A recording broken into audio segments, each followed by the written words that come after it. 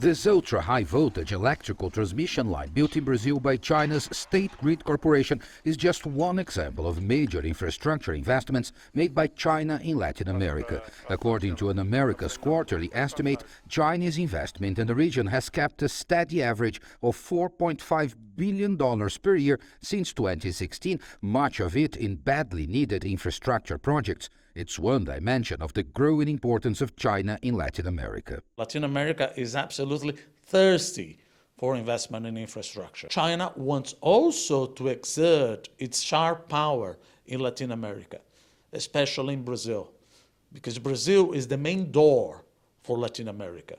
Trade is another key and fast-growing aspect of this relationship. From negligible figures in the early 2000s, China is now the top trading partner of South America and the second largest for all of Latin America after the United States. This has to do mostly with imports of industrial products from China and exports of grain and raw materials like petroleum and copper to the Chinese. For the Executive Secretary of the UN's Economic Committee for Latin America and the Caribbean, this is essential for the region, but could be better. It would be very desirable for Latin America to diversify its exports to China. The exports shouldn't be so much based on raw materials and extraction industries. We need to export more industrial goods.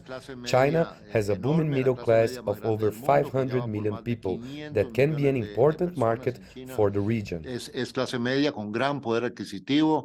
Deepened ties between Latin America and China are primarily linked to the economy, involving trade and investment. But there is also an important political dimension.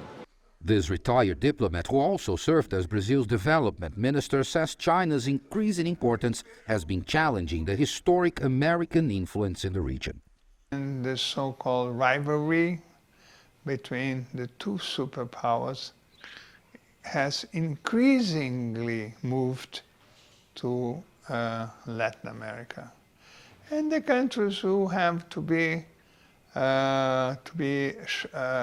wise enough to be able to set a balance between the two countries. Signs are that relations between Latin America and China and the consequent Chinese influence in the region will likely keep growing strongly for many years to come.